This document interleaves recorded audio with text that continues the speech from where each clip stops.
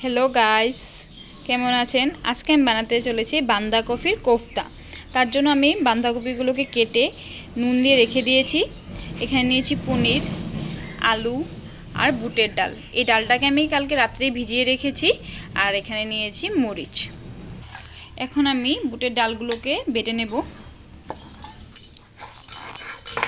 এটাকে আমরা একদম পুরো প্লেনভাবে বেটে নেব। এখানে আমার বুটের ডালগুলো বাটা হয়ে গেছে। এখন আমি এটাকে উঠিয়ে নেব। এখানে আমার বুটের ডালগুলো বাটা হয়ে গেছে আর এখানে রয়েছে বাঁধাকপি। এখন আমি কোফতাগুলো বানিয়ে নেব। তার জন্য আমি এখানে দিয়েছি পরিমাণ মতন হলদি, পরিমাণ মতো নুন, এখানে দিয়ে নিয়েছি কিশমিশ,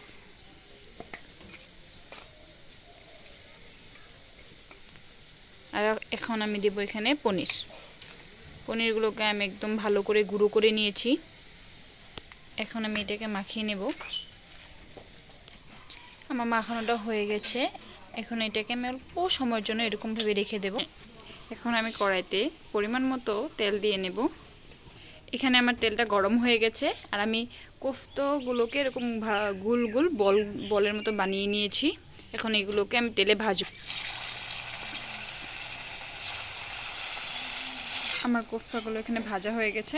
এখন আমি এগুলোকে তুলে নেব।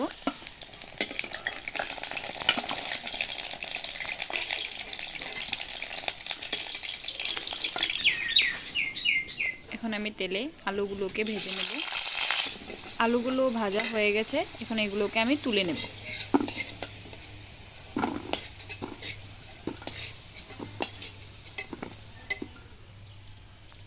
এখন আমি তেলটাকে সামান্য গরম হতে দেব।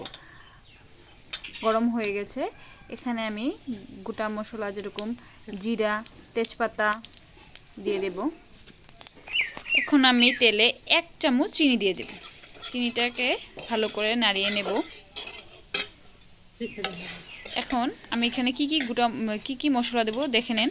জিরার গুঁড়ো, হলদি, লাল মরিচ, কাশ্মীরি মরিচের গুঁড়ো আর হয়েছে ধনে গুঁড়ো। এগুলোকে আমি একসাথে তেলে দিয়ে দিলাম। এগুলোকে আমি ভালো করে ভেজে নেব। এখন আমি দিয়ে দিয়েছি টক দই। একসাথে এগুলোকে আমি ভালো করে ভেজে নেব।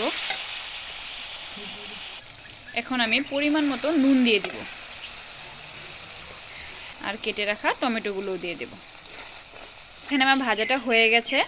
এখন আমি এখানে পরিমাণ মতো জল দিয়ে দেব ঝুলের। এখন আমি ঝুলে আলুটা দিয়ে দেব। আলুগুলো আমি দিয়ে দিয়েছি। আলুগুলো সামান্য সিদ্ধ হয়ে যাবে এই ঝুলেই এসেছে। এখন আমি বানিয়ে রাখা কোফতাগুলোকে এখানে দিয়ে দেব।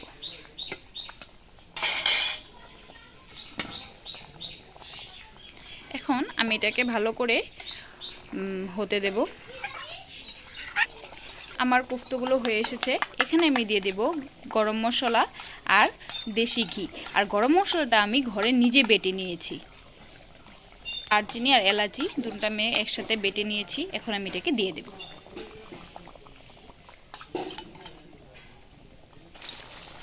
এখন আমি এগুলোকে এই গামলাতে নামিয়ে নেব।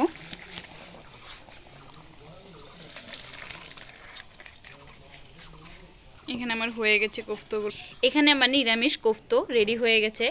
আপনারা চাইলে এরকমভাবে বাড়িতে বানিয়ে খেতে পারেন। সাদা ভাতের সাথেও খেতে পারবেন, ফ্রাইড রাইসের সাথেও খেতে পারবেন।